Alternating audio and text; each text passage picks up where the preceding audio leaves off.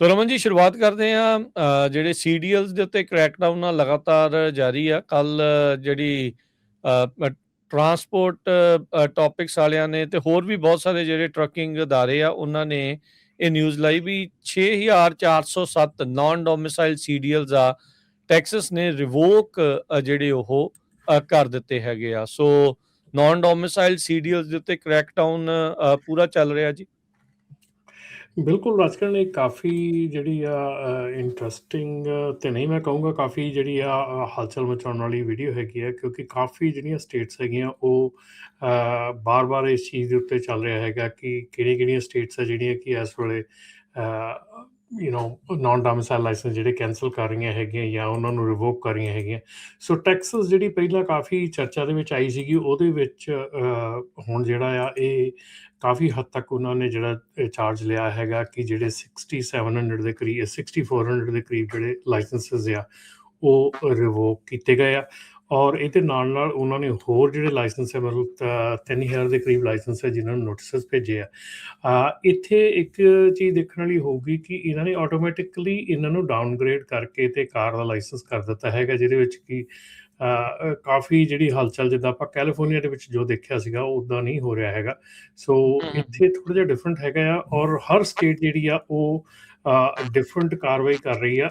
ਕਾਫੀ state ਜਿਹੜੀਆਂ ਹੈਗੀਆਂ ਜਿਹੜੇ ਕਿ ਜਦੋਂ ਇਹ ਪ੍ਰੋਬਲਮ ਸ਼ੁਰੂ ਹੋਈ ਸੀਗੀ, ਜਿਹਦੇ ਵਿੱਚ ਕਿ ਕੈਲੀਫੋਰਨੀਆ ਨੇ ਕਾਫੀ ਹੱਦ ਤੱਕ ਇਹਦੇ ਵਿੱਚ ਮਤਲਬ ਕਿ ਅਜੇ ਤੱਕ ਵੀ ਰਜਿਸਟ ਜਿਹੜਾ ਕੀਤਾ ਹੈਗਾ।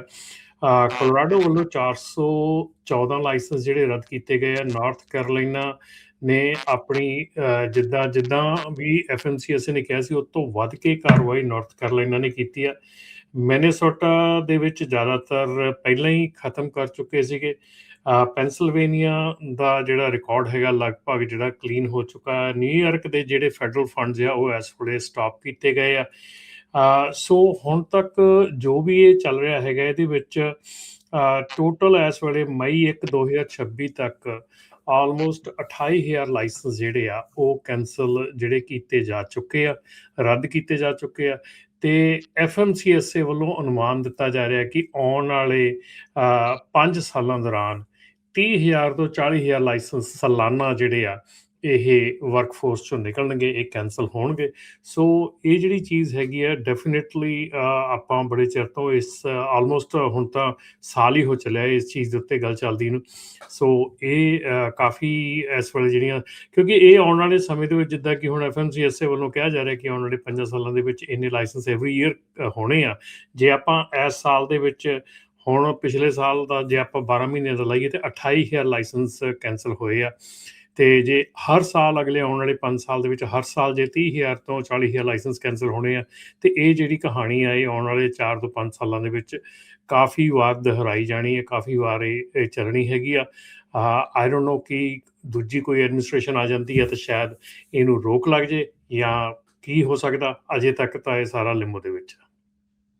ਟੋਟਲ ਕੱਲਾ ਇਹ ਨਹੀਂ ਹੈਗਾ ਰਮਨ ਜੀ, 20,000 ਮੈਕਸੀਕਨ ਟਰੱਕਰ ਜਿਹੜੇ ਆ ਉਹਨਾਂ ਦੇ ਲਾਇਸੈਂਸ ਵੀ ਰਿਵੋਕ ਕੀਤੇ ਗਏ। ਹਾਂਜੀ, ਉਹਨਾਂ ਦੇ ਲਾਇਸੈਂਸ ਨਹੀਂ ਭਾਜੀ ਰਿਵੋਕ ਕੀਤੇ, ਉਹਨਾਂ ਦੇ ਵੀਜ਼ਾਸ ਰਿਵੋਕ ਹੋਏ ਆ। ਜਿਹੜੇ ਕਿ ਇਹ ਦੇਖੋ ਇੱਥੇ ਹੁਣ ਇੱਕ ਚੀਜ਼ ਬਹੁਤ ਧਿਆਨਯੋਗ ਆ ਕਿ ਆਪਾਂ ਬੜੀ ਵਾਰੀ ਕੈਨੇਡਾ ਵੱਲੋਂ ਆਪਾਂ ਨੂੰ ਕਾਲ ਵੀ ਕਰਦੇ ਸੀਗੇ ਕਿ ਸਾਡੇ ਜਿਹੜੀ ਕੰਪਨੀ ਹੈਗੀ ਆ ਉਹ ਸਾਨੂੰ ਵਿਦਨ US ਲੋਡ ਲਾਉਣ ਲਈ ਕਹਿੰਦੀ ਆ।